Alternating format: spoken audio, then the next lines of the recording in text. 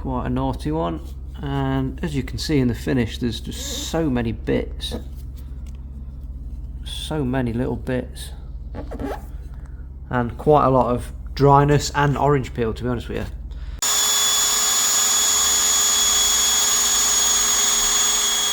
Guys, quick video today here over at CVR POV. We're just going to be tackling some orange peel on this panel that's been re-sprayed, not by me, and it's got plenty of bits in it, no shine to it, pretty dry, heavy orange peel, and some quite massive bits of shrapnel to contend with. Lots of little bits. What can we do about it? So we're going to keep the video really simple, basic tools, basic DIY that you can do at home. There's no point showing you all the fancy equipment because you're not going to have it. I'm trying to emphasize DIY aspects of this channel, this hobby. So basically got some sandpaper, wet and dry, 1500, 2000, 3000. Small tube of cutting paste, cordless drill with a cutting pad on it, and a couple of cloths. So I'm literally just going to get a bit of the 1500.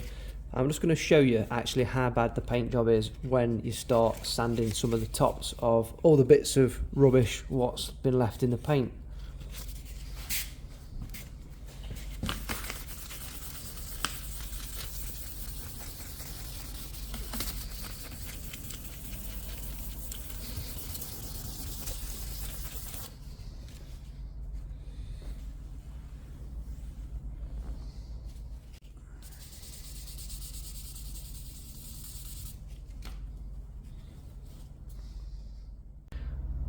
So now we can have a quick inspection and to see what we're dealing with. So there's them bits of shrapnel, that big piece there, look, quite a naughty one, and as you can see in the finish, there's just so many bits, so many little bits, and quite a lot of dryness and orange peel, to be honest with you.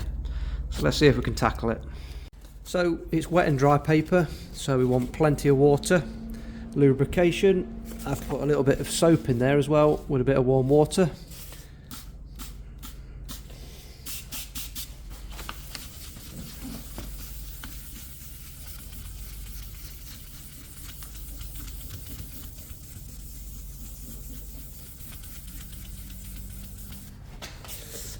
Now, I know I'm probably going to get criticised for not using a block. Now, I do use a block, but when there's this many bits in the paint and the paint's this rough and we've got quite a lot of intricate areas, I just like to use just without a block, especially for the first initial sanding with the 15.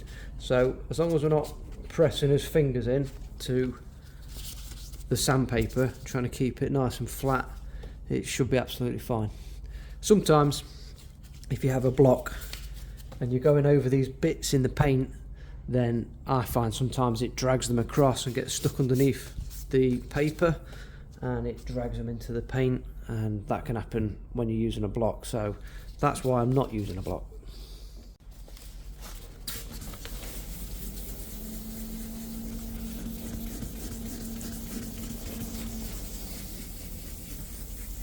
Obviously we need to be cautious of these swage lines and adjoining areas.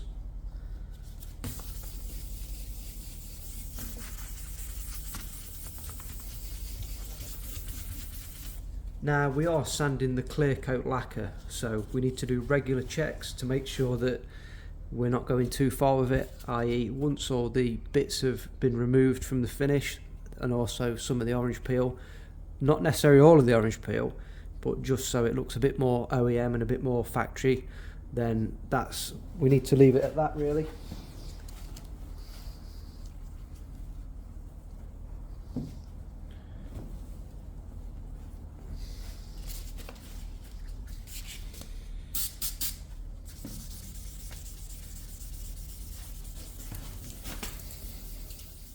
So one thing I do recommend is, you really need to be doing this from the start, it's just protecting the edges and the adjoining panels.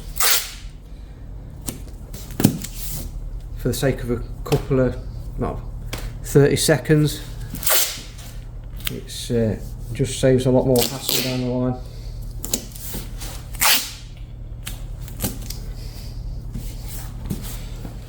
So I'm pretty happy with how much we've sanded out of this bit. We've got that big bit of shrapnel, crap, whatever you want to call it, out of that bit. I still think round here needs a little bit more work. As you can see, the orange peel is still there, so we could polish it at that if we'd done the further stages with the other sandpaper, but I'm just going to knock it back a bit more, just get it a bit more uniform. Just want to point out, however, if this is the first sanding video that you've watched or if you've seen, if you've never seen this process at all before, either on my channel or another channel, then we will be going over with further sandpaper. So just bear in mind that after this stage, we'll be sanding it back with a higher grade, but we'll still be sanding it back further. So we don't want to be taking too much of the clear coat off at this stage.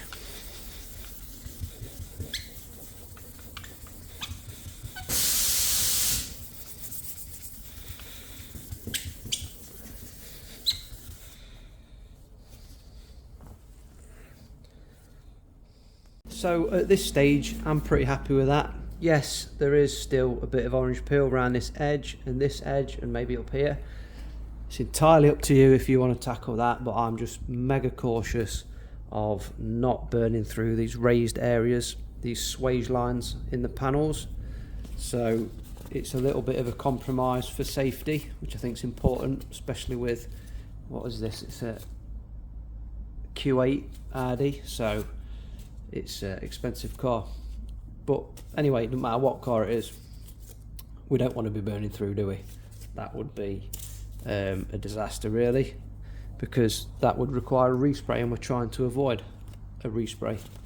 So with that being said, we're going to now move on to the 2000 stage. Exactly the same again.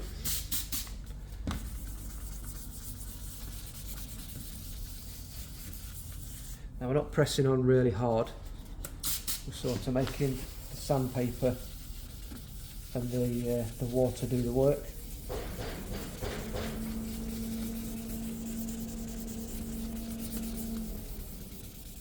So just while I'm working on it, this is one of them processes where it's just beneficial just to take your time.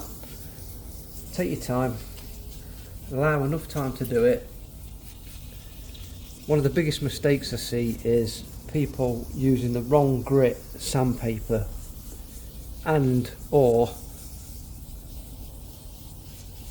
perhaps not taking the time with removing the previous grits of sandpaper marks. By that I mean, if you just sanded it back with 1500 grit and then went straight to whatever buffing machine you're using, then there's a good chance that you're going to be left with some of the scratches from the sandpaper. So it's literally take your time, take your time. The more time you put into it, the easier it'll be when you get to the buffing stage, and the better the overall finish will be. So now we are on to the 3000 stage, and this will be the final stage of sanding for this video. There is higher grits than this, and obviously the higher the grit, the finer the grit. So each grit will going further and further away from a sandpaper finish to a polished finish. So each step forward is getting closer to giving the paintwork more clarity. So 3000 is what we're going to be using. There's 4, 5, 6000. If you want to use that, then obviously it's going to make the polishing stage easier, but the compound that we're using today, I know that it will remove these 3000 marks. Okay, let's proceed with the final sanding stage. So exactly the same again. We're just going to go everywhere we've been with the previous grits. Just light pressure. lots of water, lots of lubrication.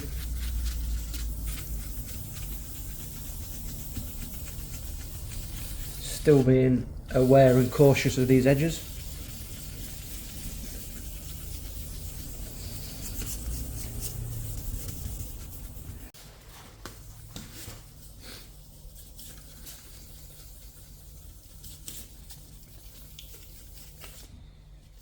So that's the wet sanding stage complete, and we are now going to move on to the polishing or compounding stage. There's not a massive amount of difference nowadays between polishers and compounds. I'm going to be using Freckler G360 today from www.paintgear.co.uk. It just comes in these handy little tubes, you know, for DIYers. Surprising actually, you could probably polish most of a car with that, so it goes a long way. I also said at the start of the video we're going to be using a cordless drill, because you guys probably got one of those at home, so I'm trying to keep it as DIY as possible. So just going to apply a bit of polish to that area. We're just going to polish down this section here.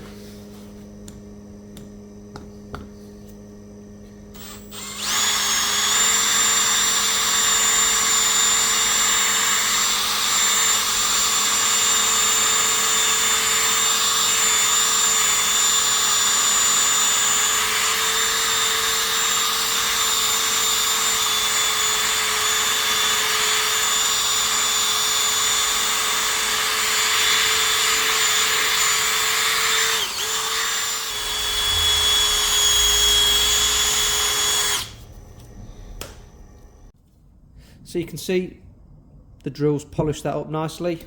It's brought the shine back, it's brought the clarity back. Obviously we're using a cordless drill and a small buffing pad, so it's going to take a good while to polish even just this corner up. So it can be done if you've got enough time. I'm just going to jump onto the rotary polisher now and just get this bit done. I just did this bit just to prove the process of obviously wet sanding and working through the grades, and you know, a drill with an adapter pad, backing pad and a cutting pad can do what we need it to do and remove sandy marks and scratches and orange peel. So yeah, I'm just going to jump onto the rotary now. We're just going to get this bit done and we'll see how she looks.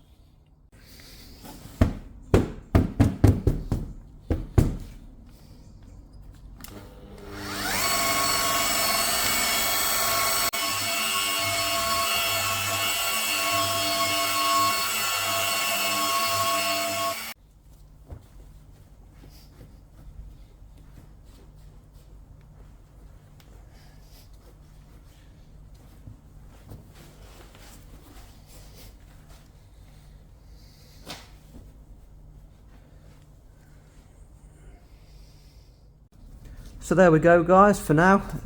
As you can see, it's made a huge difference, dramatic difference. You know, good reflections, good clarity, good shine, no bits. Yeah, that's how we do it.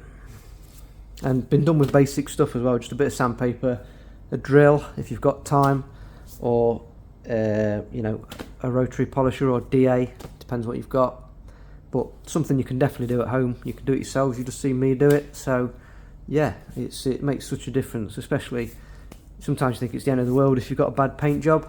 It's not the worst paint job I've ever seen, but it didn't look very nice, so we've made a massive difference to it, and it just looks so much better. So just for full transparency, I'm just going to take a few shots and a few angles. So there's where we've wet sanded to, there's where we've polished into it, there's the old finish with all the bits in it, the orange peel, the lack of reflections, and then the lovely clarity paint.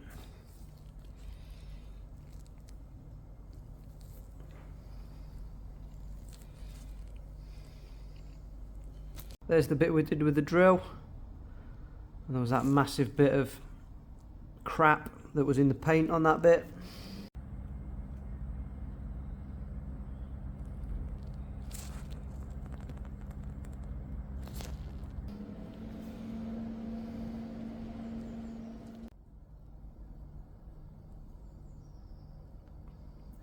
Still some orange peel in it to try and match up with the factory paint a little bit. We've not gone too far. And that's it. So again, guys, cheers. Thanks for watching. Please like the video, comment on the video. If you've not hit subscribe, please. It helps the channel. And I'm going to keep bringing you the content and the value. Cheers, guys.